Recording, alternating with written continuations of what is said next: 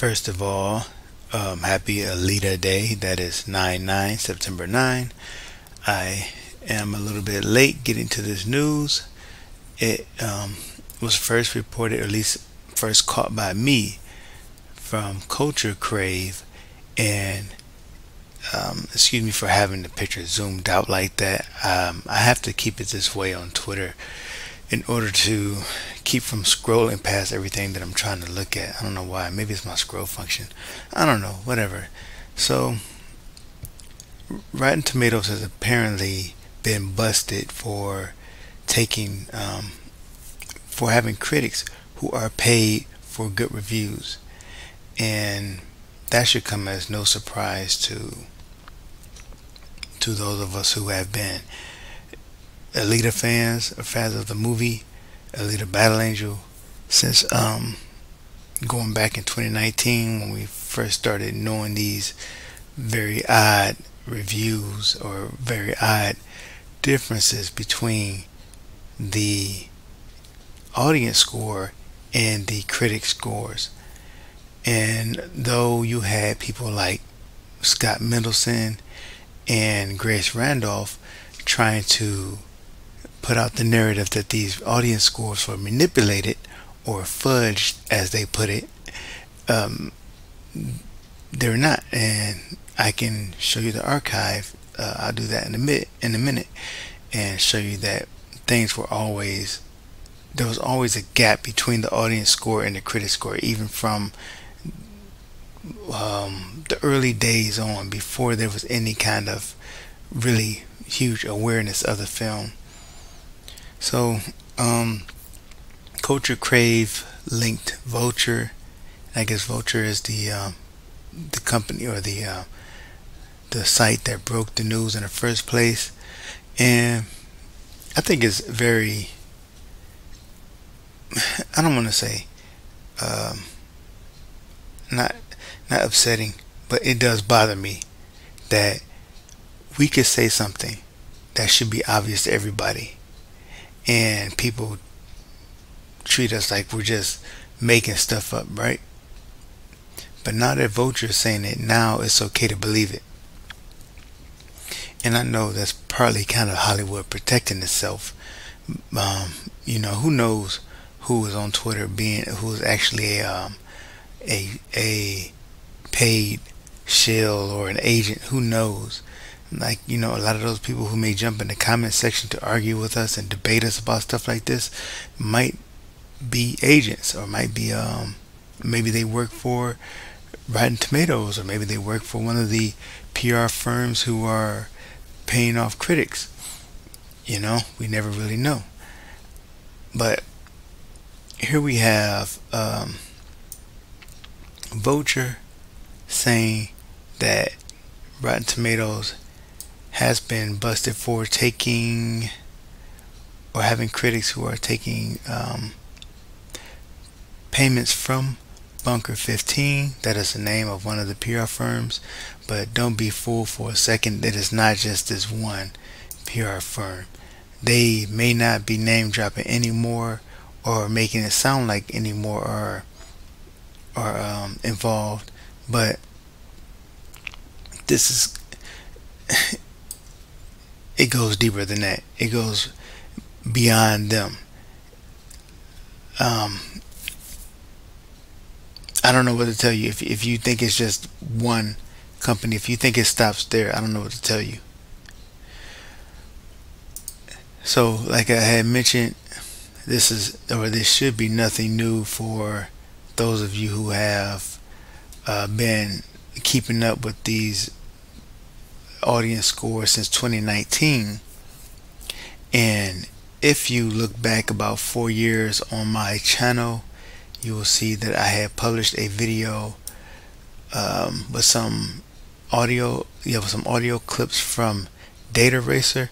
Now I'm just going to put this out there. I don't really follow Data Racer or some of the people who he's associated with.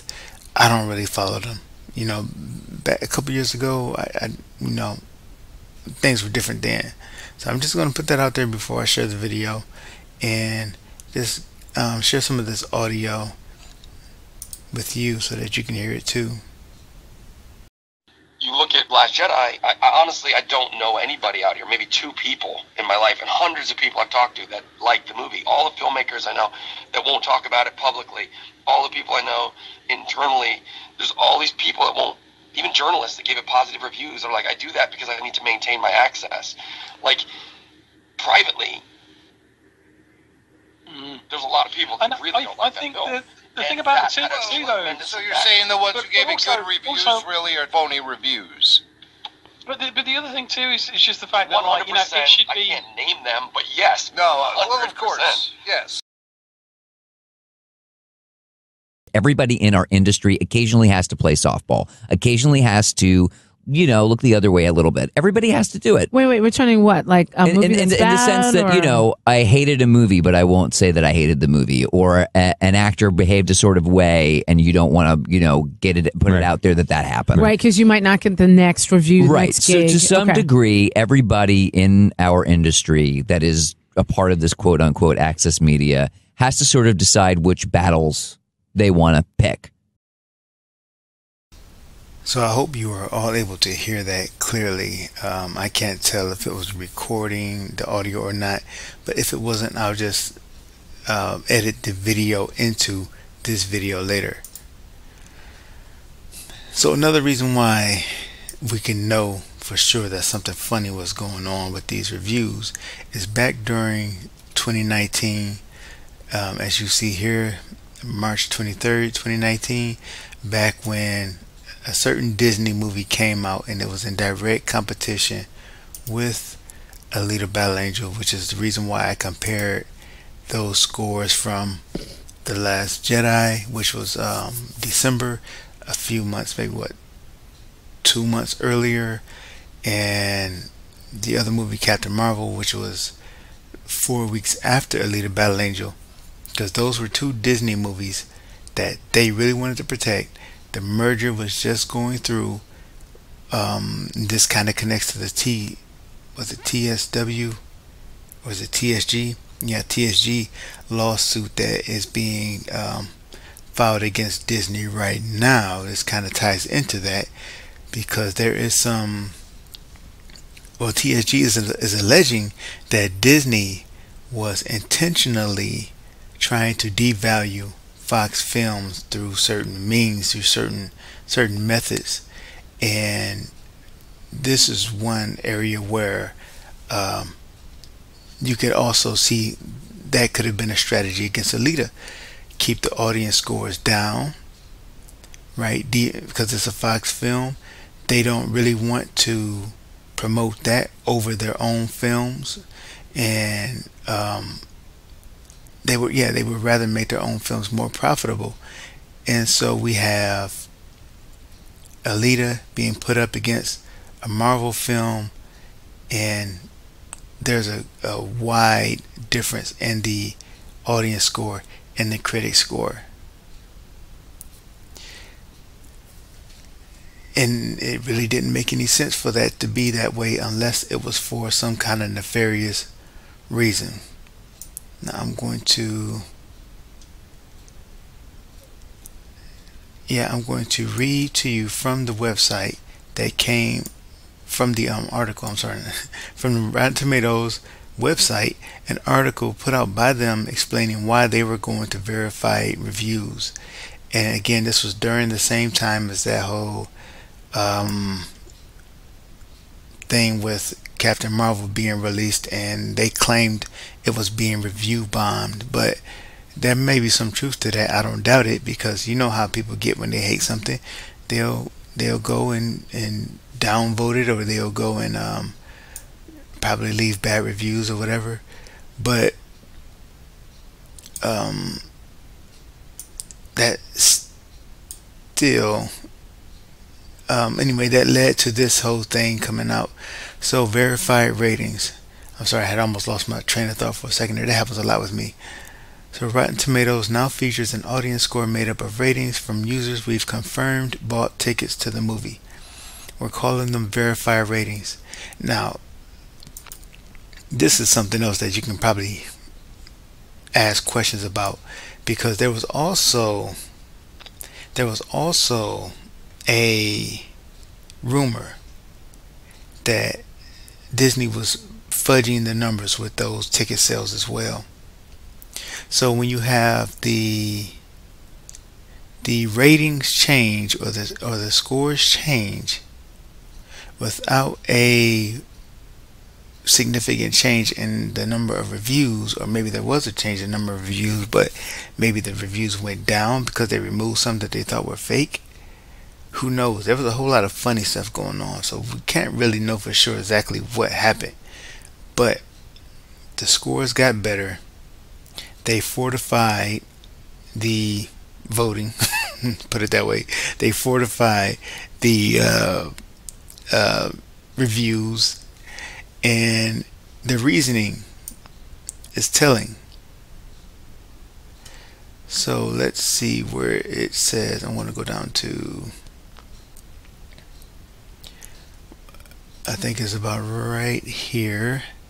It says, we worked for some 21 years. I'm sorry, I'm going to zoom in on this. It's probably hard to read. Okay. We've worked for some 21 years to ensure the tomato meter is a trusted tool for those who want to know what critics think of movies and TV series. But the development of that trust didn't happen overnight. It was a process. We've been consistently evolving the tomato meter and how we select the critics whose opinions generated to meet the times. There is an idea of what is appropriate for our time, or what is, let's say there's an ideology here, and they select critics whose opinions agree with those ideologies, or at least conform to those ideologies. So right there, that tells you that there is not a objectivity when it comes to these critics. That alone is enough to disqualify Rotten Tomatoes from being considered a reliable source of objective movie criticism. The fact that they admit that they have a bias right there in the critics that they select. But on top of that, we've already had the suspicion that there were critics on the take, and then you have we had suspicion because of the differences between the audience scores and the fan scores. And then you have people like the person in the audio that you heard speaking. Was it two people? Was it two or the same person? I don't know if they were the same person or not, but saying that, yeah, people are giving reviews for access, the access media. They are giving fake reviews for access. So you had multiple reasons to suspect that something funny was going on with Rotten Tomatoes. Something nefarious was going on. And I wanted to show. So again, at DVD, this was DVD.com or Blu-ray.com, that's what it was. Had a score 8.1 at the time. These are all screenshots that I took a long time ago and put them together. Even CBR had an article saying Alita Battle Angel audiences are rejecting critics' Rotten Tomatoes rating, and that was from back in March 1st, 2019. It had a cinema score, A- cinema score, which is in line with a high 90%, or at least a low 90% audience score from Rotten Tomatoes. So all these things are lining up from different various sites, right? You have more than one source for Alita to have high score. Or in this one here from Google, the Google page, it had a 95% approval rating. I thumbed it up myself. This was back in 2019. So you have all of these things saying that the audience is enjoying this movie, and then you have a 59% from the critics. Again, that tells you that something is off with the critic score. And then you going back to what I mentioned before about not Robert, Grace Randolph and Scott Mendelson trying to convince us that the fan scores or the audience ratings for Alita was being fudged because there was such a gap between the critic score and the audience score, because they wanted to try to create the narrative that this movie, well, I didn't want to bring it up. I didn't really want to bring up the other movie, but let's say movies like The Last Jedi and Captain Marvel, they wanted to kind of create the narrative that fans were attacking those movies and weaponizing Alita against movies like that. And while there were some people who got involved later and tried to do that, before they got involved, which is around March 8th, Women's Day, was it March 8th? I believe that was. Before they got involved around that time, Alita already had high audience scores. Alita had already, but let me just zoom in on this screenshot that I have here, if it will allow me to. These things are kind of unreliable here. So I think that is the, yeah, this is not really okay. If you can read that, this is from the 19th of February 2019, and Alita had a 93% audience score. So the movie had officially, or not officially, but it was released worldwide, I guess, on February 13th. And so on the 19th, you had this wide gap between the audience scores and the critic scores. And you also notice that the film had about 8,500 or 8.5 thousand reviews from the audience at that time. So when you see an increase in the reviews and that number doesn't change much, that means there was no funny business going on. Yeah, okay, so this will have to do. So 94%, and with 23,184 or 185 user ratings. Let me look at the other one again. How many did Alita have at the beginning? On February 19, it had, sorry for making this video long, but I just wanted to really lay out the case. Yeah, 8,000. Yeah, 8.5 thousand. So a jump of about, what's that other one again? It went from 8.5 to 23,000. So that's, yeah, that's a huge jump, and the score went up by 1%. If that was false from the beginning, if they were really fudged, that number would have dropped a bunch when other people got in there to see the movie.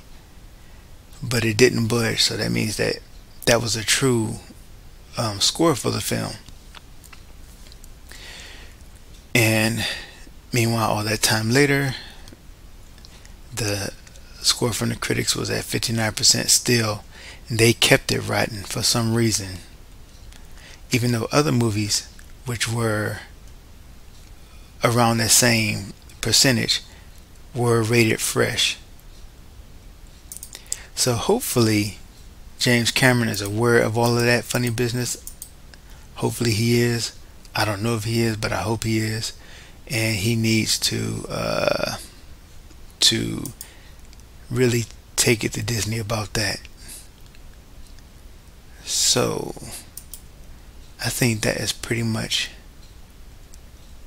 yeah, I think that's enough. This video is already 21 minutes long. So again, happy Alita Day for those of you who didn't know. Yes, it is Alita Day, 9/9, September 9. Yep, so anyway, thank you all for watching, and I will talk to you later.